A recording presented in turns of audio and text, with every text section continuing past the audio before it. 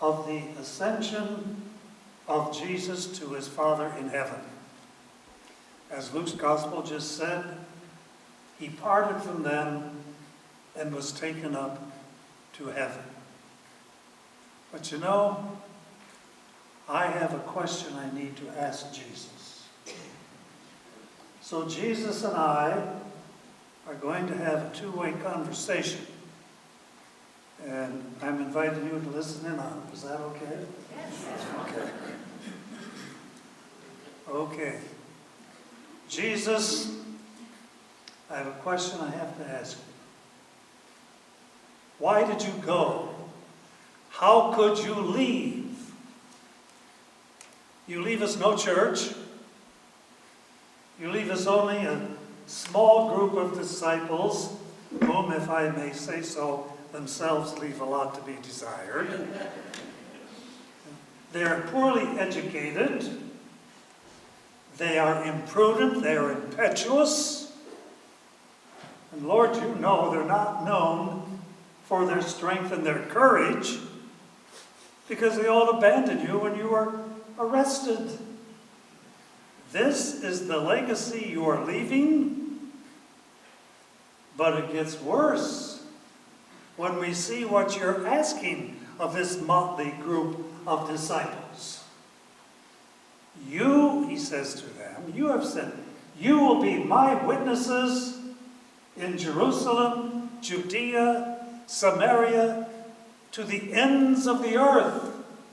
You will preach my name to all nations. Lord, are you just trusting your whole enterprise, this whole enterprise, to them? You know, everything you stood for, everything you died for? Can you see why I need to ask you that question? How can you leave? Now it's the Lord's turn. I hear the Lord saying, hey, Bob, listen to me, will you? You are just about as slow to learn as my first disciples. Read the first reading of Mass that you just had again. Read it again. Where I'm talking about, the promise of the Father coming to my disciples, and they will be baptized in a few days in the Holy Spirit. Read that gospel again that you just read, where I'm saying I'm sending to you the promise of the Father, and you will be clothed in power from on high. The promise of the Father, Bob, is the Holy Spirit.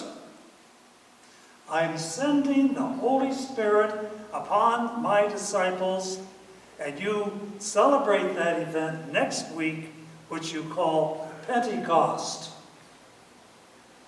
Oh. Okay, thank you, Lord. I think I'm getting the message now. No, you're not.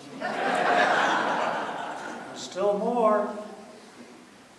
There's still more.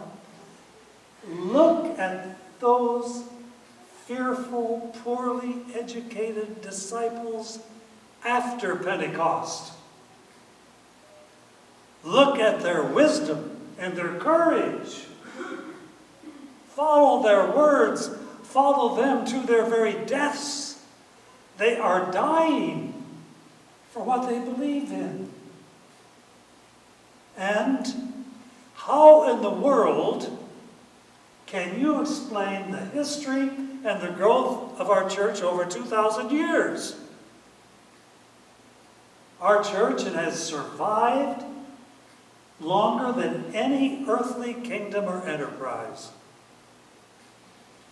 It has survived persecutions and scandals through the centuries.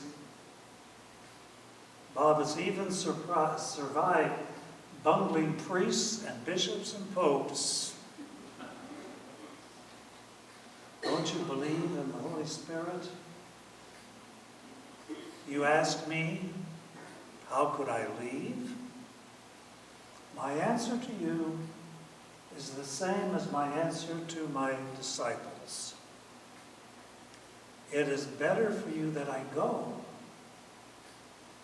Because if I do not go, the Spirit will not come upon you. But if I go, I will send the Spirit upon you. Okay, Lord, I get the message. I believe. Help my unbelief. And you know, we really have something to celebrate next week if we believe in the power of the Holy Spirit